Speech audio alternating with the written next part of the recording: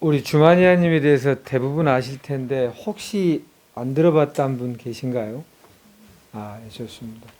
아주 짧게 표현을 하자면 본인이 콩팥, 신장암으로 또 뼈에 다발성 전이가 돼서 병원에서 더 이상 어렵다 이런 여명을 받기도 했고, 조금만 이렇게 소리내서 하거나 이러기만 해도 온몸이 극심한 고통으로 힘들었다 이렇게 말씀하셨고, 그거를 아무튼 스스로 우리 안에 있는 자연 치유력을 활용해서 극복하신 분이세요. 그 이후로 본인이 도움을 받았던 생명력을 살리는 방법, 자연 치유 방법, 이것과 관련하여서 많은 암 환우들에게 강의도 해주시고 계시고 또 용기와 힘을 불어넣어주고 계시는 분이시거든요. 자연 치유의 살아있는 증인이시죠. 주마니아님과 저는 이제 자연 치유와 관련하여 한 3, 40년 전부터 관심이 많이 있었고 제도권 안에 제도권 바깥에 다니면서 수많은 자연 치유의 방법 그리고 임상 이런 걸 좀 경험했습니다. 그거를 의학적 원리, 의학도 뭐 서양의학이 있고 동양의학이 있고 한데 그런 원리와 관련하여서 설명을 좀 보충을 해드리도록 하겠습니다. 생리적인 뭐 문제 때문에 질문 주셨는데요. 제 몸의 현상 중에 요즘 방귀가 더욱 많아져서 고민입니다. 여기 밑에 냄새는 크지 않다 이렇게 써주셨어요. 예. 이제 사실 우리가 이제 자연 치유하면 몸에 변화가 있어요.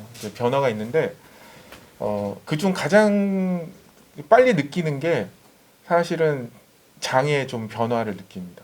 특히 뭐 저도 그랬지만 방구차가 돼요.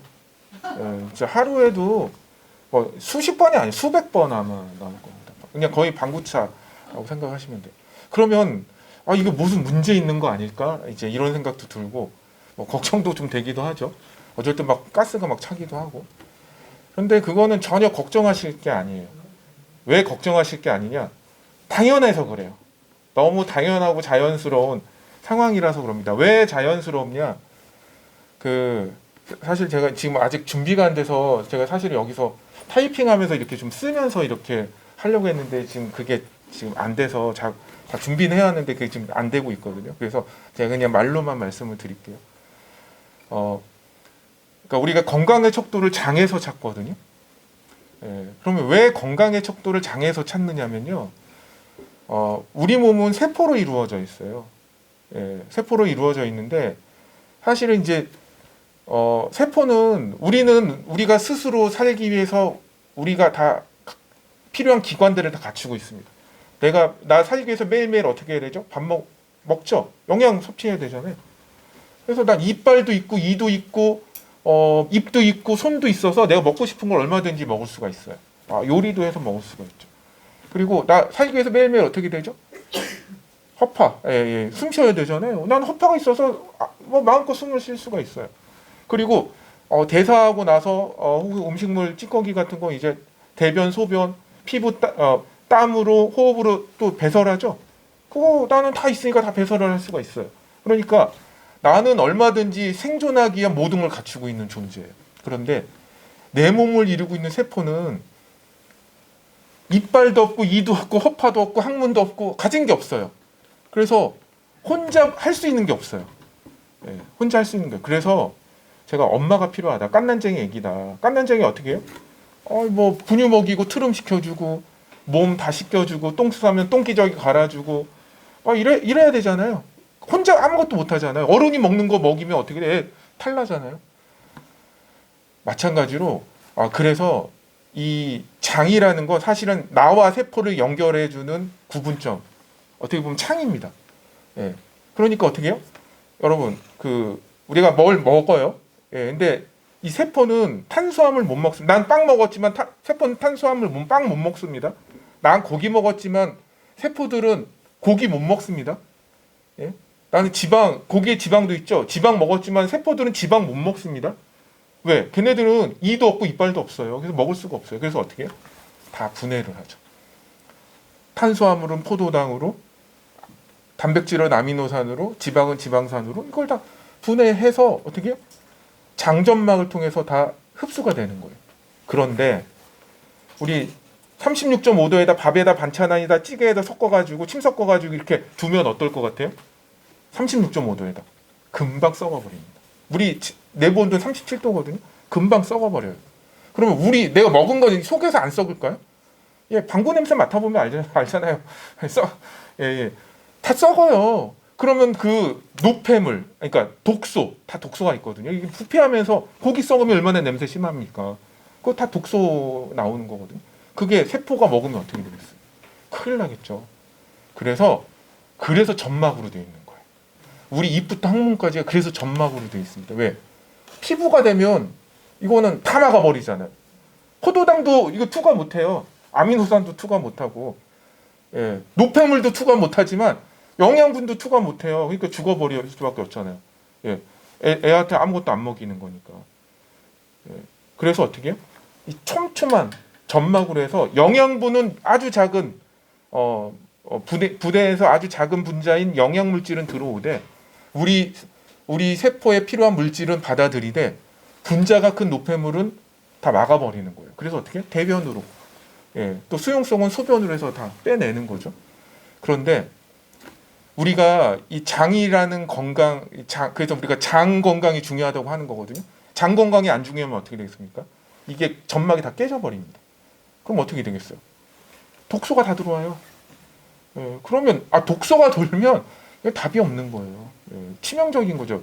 애기한테 썩은 거 먹이는 거예요. 예, 그 애기가 그거 어떻게 건강하게 자라겠습니까? 우리 현대병의 본질이 다 세포가 망가진 건데, 예, 애기 같은 그 세포들한테 독소를 먹이니 이게 어떻게 회복이 되고 어떻게 되겠어요. 그러니까 어떻게 해요? 장 건강이 핵심이죠. 그런데 왜 자연 치료하면 오히려 가스가 많이 나오느냐? 장 건강을 얘기할 때 기준이 뭐예요?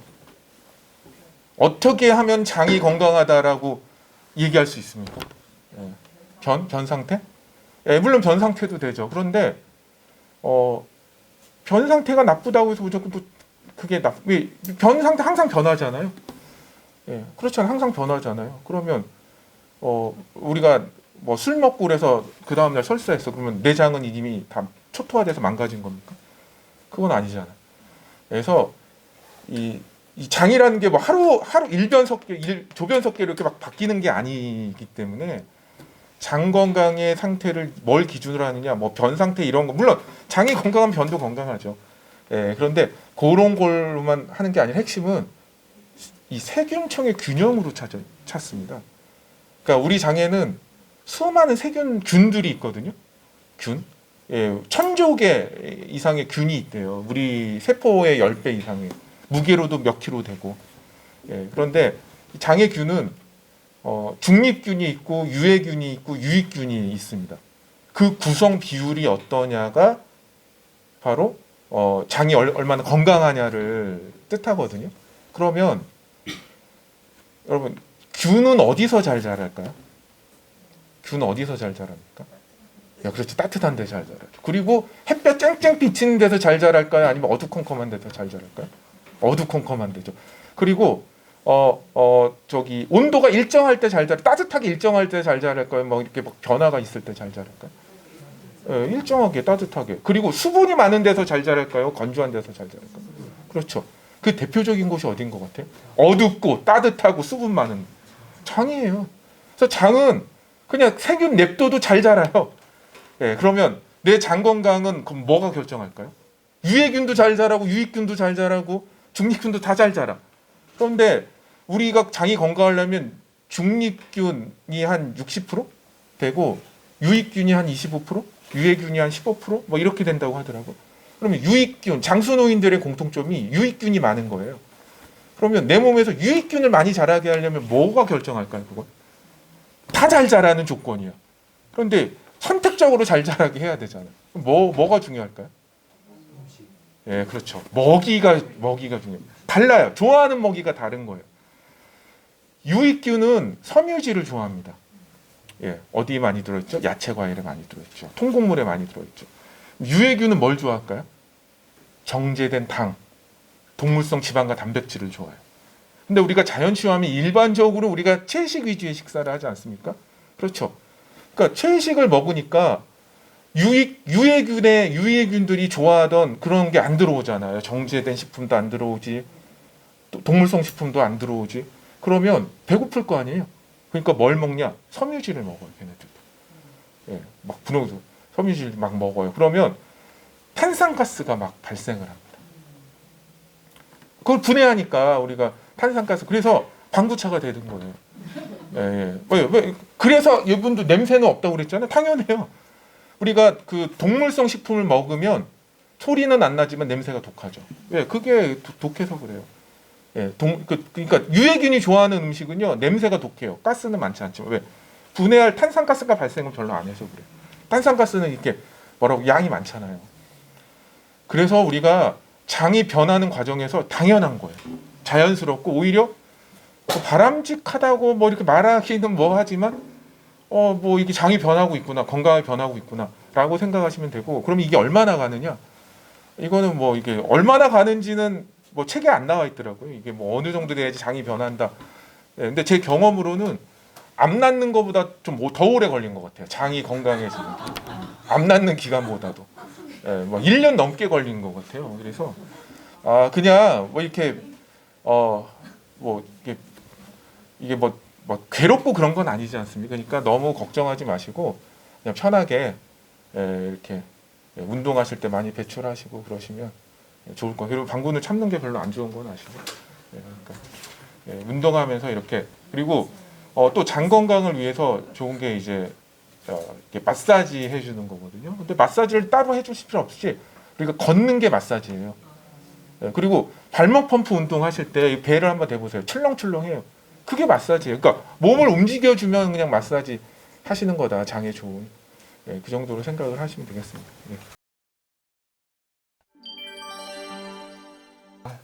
침이랑 뭐랑 섞여서 36.5도가 되면 썩기 쉽다라고 했죠. 그리고 우리 안에 음식이 들어가면, 여기가 아무리 맑고 깨끗한 음식이어도 몸 안으로 들어가면 표현이 한 끗 차이인데요, 다 썩게 되어 있습니다. 근데 썩는 거는 우리가 영어로 부패라고 하고요, 또 좀 아름다운 용어가 있어요. 발효. 근데 발효하고 부패의 차이는 거의 없다라고 되어 있습니다. 그때 그것을 이루는 미생물의 종류가 인체에 유익한 것이면 발효라고 이름을 붙이고요, 그렇게 만들어진 마지막 산물이 인체에 해로운 것들이 만들어지면 부패라고 이름합니다.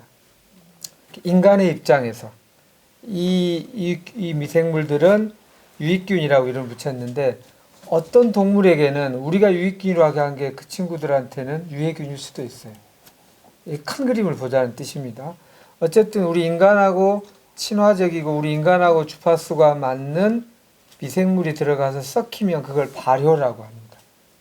발효가 되면 소화 흡수가 잘 되고, 또 발효 과정에서 미생물이 우리 인간의 세포가 만들어내지 못하는 수많은 생리물질을 만들어내요. 비타민 중에 일부도, 또 여러 가지 아미노산의 일부도 이렇게 만들어냅니다.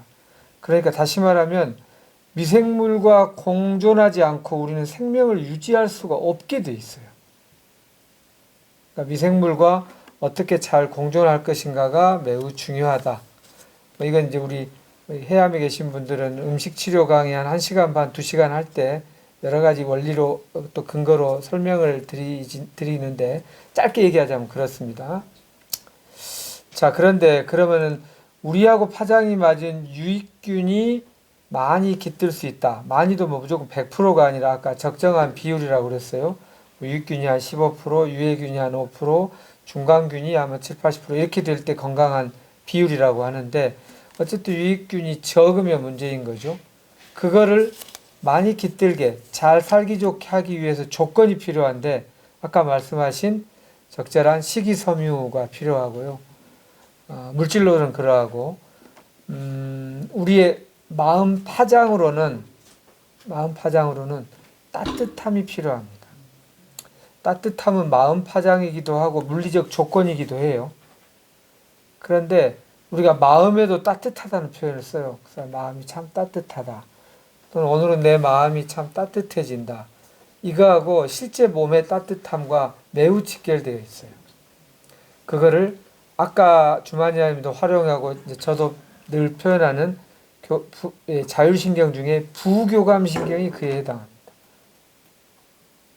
부교감신경이 활성화될 수 있는 키워드가 이완하고 안정하고 정말 깊은 휴식을 취하고 뭔가를 그냥 받아들이는 마음, 수용하는 마음, 그리고 탁 그냥 내어 맡기는 마음, 또 복잡한 생각 맞다 틀리다를 너무 이렇게 분별하지 않는 상념을 좀 차분하게 고요하게 가라앉힌 명상하는 이런 키워드들에 의해서 부교감신경이 활발화됩니다.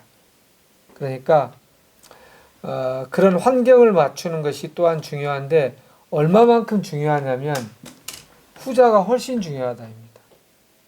왜 그러냐면은 유익균이 한 마리만 장에 들어오게 되면 하룻밤 사이에 1억 마리가 늘 수 있다고 되어 있어요. 적절한 조건만 주어지면. 아까 이완하고 편안하고 안정하고 휴식하고 수용하고 내어 맡기고 고요한 명상을 하고 이럴 때에는 한 마리가 1억 마리가 될 수 있는데 그렇지 않으면 그렇지 않겠죠.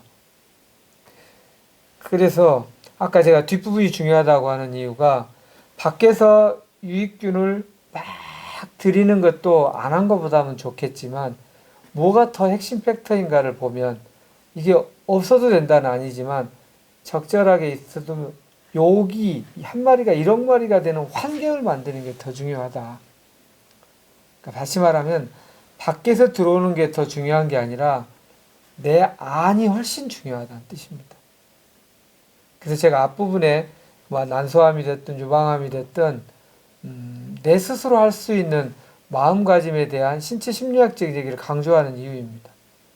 이 세상의 모든 유리한 것은 내 내면에서 이루어지고요. 굉장히 좀 자극적인 표현도 있죠. 달걀 안에 생명이 깃들어 있지만 밖에서 깨버리면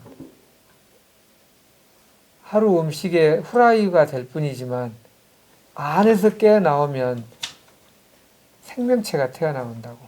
안에서 때가 되어서 자기가 깨서 톡톡 쪼아서 나오면 병아리가 나와서 생명이 나오지만 밖에서 껍질을 탁 깨버리면 그냥 후라이가 될 뿐이다. 이런 표현이 있어요. 그래서 바깥에서 얻는 것 또한 적절하게 맞는 것을 고르는 것은 정말 행운이고 좋은 우리한테 플러스 알파지만 더 중요한 건 우리 내면에 그거를 키울 수 있는 조건과 환경을 만드는 게 훨씬 중요하다. 이 얘기를 연결해서 드리고 싶습니다. 좋아요. 그래서 방귀에 대해서는 아까 말씀하신 대로 최악의 경우는 내 안에서 이게 완전 연소가 안 되고 음식은 소화 흡수율 얘기도 제가 늘 얘기하지만 열이 들어오면 열이 다 세포 속으로 스미지 못하고요. 우리 보통 건강하다고 하는 사람도 열이면 7개가 세포 속으로 스미고 한 3개는 완전 연소가 안 돼서 노폐물이 돼요. 노폐물이 되는 것을 또 해결하기 위해서 에너지를 써야만 됩니다. 그래도 7이 들어오고 3이 노폐물이니까 남는 게 있지만 암 환우분들의 경우는 흡수율이 30% 정도로 줄어들었다고 되어 있어요. 10개를 먹으면 3개는 세포 안으로 들어오지만 7개는 노폐물을 만든다는 뜻이에요. 그럼 그거를 해결하기 위해서 우리가 중요한 우리 인체에서 화학 활동을 하는 데 있어서는 일꾼이라고 하는 효소가 많이 쓰게 되면서 오히려 암 치료에는 도움이 안 될 수 있습니다. 자, 이제 그렇다는 거고, 그래서 흡수율을 높이는 것이 중요한데 이 흡수율을 높이는 것 또한 부교감 신경이 굉장히 중요하다. 이렇게 보시면 되겠어요. 그러니까 밖에서 무엇을 드리는 것 못지않게 중요한 게 그것이고요. 그래서 불완전 연소가 더 많이 되기 쉬운 환경이 암 환자인데 이 불완전 연소 돼서 나오는 가스를 그나마 배출할 수 있으면 다행인 거예요. 최악의 경우는 불완전 연소가 되는 가스를 밖으로 배출 못하고 내 세포가 전부 받는 게 최악의 경우고요. 두 번째는 그래도 불완전 연소된 노폐물을 이렇게 배출할 수 있는 게 두 번째고요. 진짜 건강해지면 먹는 음식을 완전 연소해서 굳이 이렇게 노폐물들이 별로 없게 돼서 가스가 별로 안 나오는 게 최고 건강한 상태입니다. 그 건강한 과정의 중간 단계에서는 빠져나오는 것을 일종의 과정에서는 반가워할 필요도 있다. 그렇게 보시고 그럴 때 해야 될 것은 혹시 내가 너무 과식하고 있지는 않나 하는 생각해 보십시오. 불완전 연소 요인을 많이 아주 꼭꼭 오래 씹고 적당하게 소화를 해낼 만큼 먹고 또 같은 양을 먹어도 운동을 많이 하면 그 용량이 커져요. 그래서 완전 연소가 되게 하는 과정을 돌아보는 것도 필요하겠습니다.